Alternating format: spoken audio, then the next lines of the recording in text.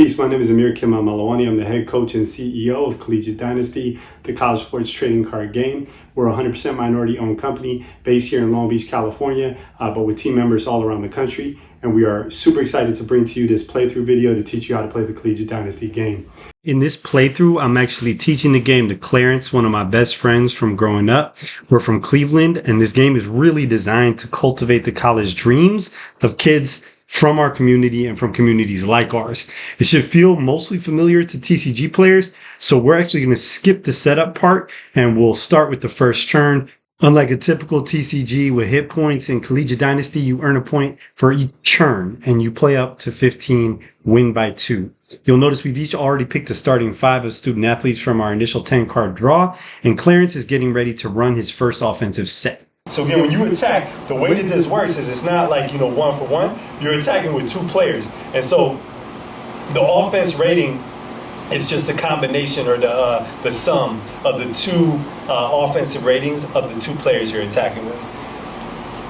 So Clarence is going to attack here with, it looks like, This is everybody's very equal, except for on the defensive end. yeah, so Clarence is anticipating, which makes sense because he's not going to be able to defend except with the cards that he didn't attack with. So you see how he kind of like moved them forward? That's important because why? Because now when it's my turn to attack, he's going to know he can't defend with these 2 players, if that makes sense. So Olivia and Wayemi, he's going to attack with the combination there. I don't know if you can see it here, but 9 and 11, that's 20, right? So now when I defend, again, since I haven't gone yet, I could choose from everybody, but I'm going to go ahead and I'm going to defend here with Isabella, and I'm going to defend, in this case, you see how I made this little switcheroo here. I'm going to defend with Ayana and Isabella. And now, because 21 is greater than 20, I get the point.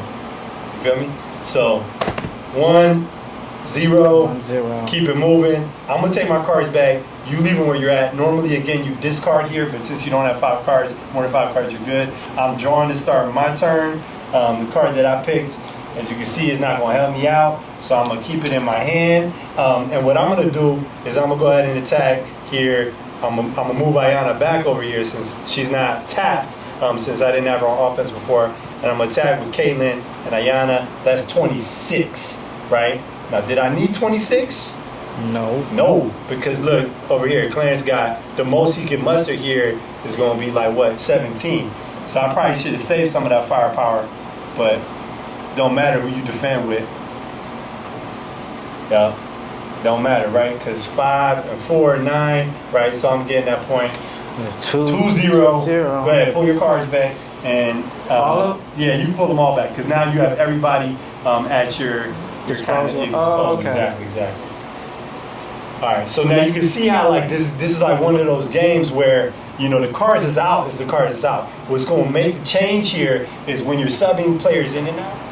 Okay, so now Clarence is attacking with Sarah and Layla here. And Sarah and Layla together, we got what? 26. 26, 12, and 14. But check this out, right? Since Sarah's got this little icon here, that's a student leader icon, right? So as you look in your instructions, the student leader icon there actually gives her a special power. And both that and the team captain, which none of the players out have, right, actually make it so that your combined offense and defensive rating anytime you attack or defend is actually +1. Oh, okay, great. Right? So now since Sarah's on the field, right? 13 and 15, so... Well, it's the +1 to the combined. Oh, so, okay. So you got 26, so it's actually 27. Okay. Right now, of course, I can't defend that. I got 11, I got 9 here, I got 7. There's nothing happening. So, I'm going to go ahead and defend with these guys, but it don't matter. Okay, you get that point. Now you're, I'm up to 2-1. All right, so what can I do to change the dynamic here? Because I'm not going to be able to defend, and right now it looks like Clarence is not going to be able to defend me. You see how it's going to be a stalemate back and forth. But let's see what I got. Okay, so I got Jameson here. That's really not going to help me that much, so I'm going to keep him in the hand. But you see what I could do here, right? So this card here is a little bit of a wild card. You don't need to play with this because, bad juju, injuries, etc. But check this out. If I throw out an injury card, I can basically take one of Clarence's cards out the game. Okay, so I'll do that in a second to show you what it looked like, but I'm going to do it when he attacks so you can see what it looks like when it's being used well.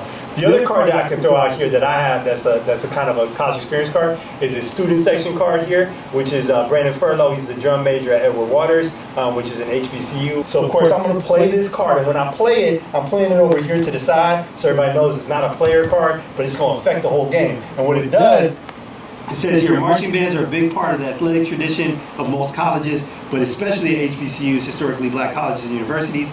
All of your student athletes from an HBCU are +1, +2, as long as this card is in play. Student athletes from an HBCU have a red, black, green HBCU logo. So I have Keyshawn in the game right here, and you see how he's a 6'7"? Well, now, of course, he's +1, +2, so now he's going to be a 7'9". So now Brandon makes my HBCU players a little bit better. I'm going to attack again with Kaylin and Ayana. And what do you got? Those two? Yeah. So I'm at 26 there with these guys attacking. Oh gosh, so it means nothing again. Yeah, because you got 12 and 7 is what? 19 plus the 1 is 20, right? Because you got the student leader in play. Okay. But 20 is still less than 26. So I get that point. So now we're talking about 3 to 1, right? Yeah. Your turn. Go ahead. Okay. All right, it looks like we got some offense, defense going. Let's replace Daniel with Ray J. Ooh, Ray J. You know, Ray J was on the. He didn't get drafted, but he was on the summer league team for the Clippers this summer. Oh yeah. Yeah. He had a couple really good games actually. Yeah. All right. I'm hoping he gets picked up at some point. But man, he was great. So now check this out, because Ray J got the student leader too. So the cool thing is here now Clarence is going to have a +2 to every combined offense and defense, right? Because he's got 2 student leaders out on the floor. But go ahead, Clarence. All right. So I'm gonna play. I can play a experience card. Yeah, too? you can play an experience card at any time. So just know that, like, if you have a student affairs card, you play those on the actual student, right? Okay. Versus like a university affairs card or like these student section cards, which you play on the side. Okay, cool. Well, I want to play the university affairs. Ooh, the research lab. I love that. So check this out. The research lab here. You want to read it for me? Yeah, research lab. All of your student athlete cards with STEM or health-related majors are given +2, both their defense and offense, while this card is in play. Okay, see how momentum is shifting around here? So Clarence got the +2 for his combined because of the student leaders. Now he's got +2 for every STEM and health-related major. Now you only got one on the floor though, and that's Sarah, right? What's her major? It's health, nutrition, but she's pre-dental. Yeah, so Sarah's about to make money whether it's in soccer or as a dentist. But she's out here. She gets that +2. So now she's a 14-7, right? And Claire's about to attack with Ray J and Sarah. So that's 14 plus 13 is 27 +2, 29. I don't got nothing to compete with no 29. But what I am going to do, and this is bad juju again, right? So if I throw out the injury card here, what it does is it says, select the target student athlete card. That card is removed from the game due to a hip flexor strain. You see that? The hip flexor. Okay, so place the target student athlete card in the discard pile or the locker room of the player who owns the card and put this card into your own locker room. So we don't have discard piles yet, but I'm gonna go ahead and put this into my locker room. And the player that I'm taking out, you guys can imagine over here, is Sarah out here scoring all kind of hat tricks. She's in season. I don't want to give her bad juju. So yeah, I don't want to give her bad juju. So I'm gonna take Ray J out. Sorry, Ray J. But I'm gonna take Ray J out. Sarah's like in the middle. She's having a great season too. I think it's her senior season. She's her senior season. Right. So we will put Ray J in the discard pile, right? And now what will happen is because he was attacking with Ray J, now he's got to pick from one of the other 3 athletes to fill in for Ray J's attack. His defense was like top notch. Hey man.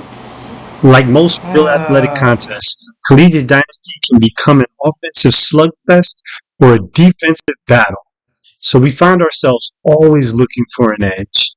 Whether it's from special attributes, a college experience card, or a strategic sub, the momentum can shift at any moment. And I can play a experience card too, right? Yeah, for sure. All right, so we're going to make Layla student leader. Ooh, nice. Okay, so now you got 3 student leaders out there. That's going to be a +3 to his combined offense or defense each time. And then, of course, there's our favorite part, the relay. When you do the relay, and this is for 5 points. So basically, not like 1, 2, 3, 4, 5, but 5 combined points. So this is the momentum shift. It's like the Hail Mary. This is right, like the big play that's going to happen in the middle of this athletic contest. So the way the relay works is it's 1v1. So like in a relay, you got to choose an order. Oh, okay. Do it to yourself though. Choose an order. And what we're going to do is my 1 is going to go up against his 1. Then my 2 is going to go up against his 2. 3, 3, and then the anchor versus the anchor. And whoever wins the most of those matchups gets all 5 points. All right, so check this out. Like if it's tied, if it's 2-2, right? No, then the anchor counts twice. Because you know that's why how you put them in order matters, right? Okay. So even if he's got the better cards, it matters what order it goes in. Because it's leg versus leg on the way. And of course, if we tie, like if I put out a 13 and he puts out a 13, then nobody would win that leg. Oh, no, just that leg. Just that leg. Right, so somebody's got to win the relay. That 5 points is happening because it's going to change the complexion and the contours of the game. All right, 1v1, go. It's like war. I got 13. What you got? 16. Okay, so Clarence up 1-0. Here we go. 2v2, 11. 14. Ooh, 2-0. Here we go. 3v3? 14. 12. Oh, you got 3-0. Here we go. 16. 60. So now we tie. That last one, nobody would get the point. So 3-0. Clarence gets all 5 points. And you see how all of a sudden, now I was winning 8-6. Now he's winning 11-8. You feel me? All right, so the relay cards go into your locker room, your discard, and now it's Clarence's turn because I just attacked him. Okay. Adrenaline, right? Yeah. Woo, boy. Okay, it's heating up. It's heating up. So as you can imagine, I'm not recovering from the momentum shift here, but it's still a great opportunity to tell Clarence about all the different players in the game and how much I enjoy them as role models for my kids. They're truly remarkable people. That's the game. We think it's fun. We think it's fast-paced. I don't know how long that took. That I was literally teaching you 34 game. minutes. 30? Well, that was a long game, but... I'm learning. Well, that was also the introduction. Exactly. So we play the game, probably go faster. Yeah. I'm going to get my cards back up. And you can see how, too, like, the deck construction is an important piece. Yeah. So you can have, as long as you have 30 cards, and it can be up to 54 cards in the deck. Obviously, there's some cards that are more powerful than others. We got some like variants too, like like the special insert cards. For those of you who are like, yo, should I order? Yeah, order, because then you might get this holographic parallel of Morgan Price, the national champion in the all-around in the USA National Collegiate Championships.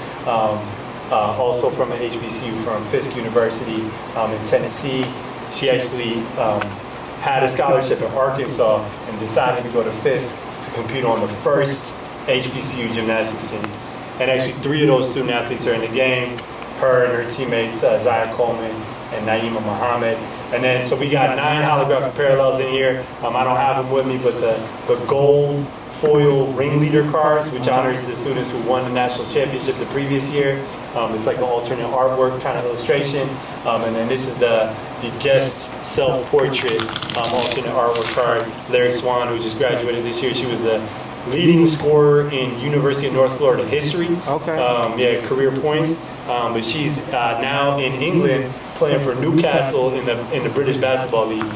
So I don't know where their games are televised, but you can catch her on that if you are interested. And that's a big thing for us, is like making sure that families can follow the students and really connect with them.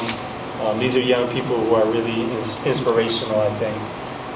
Yeah. Especially when they're from your hometown. Layla Edwards out here winning MVP and stuff in the worlds. Man. All right, let's play again without the cameras. Okay.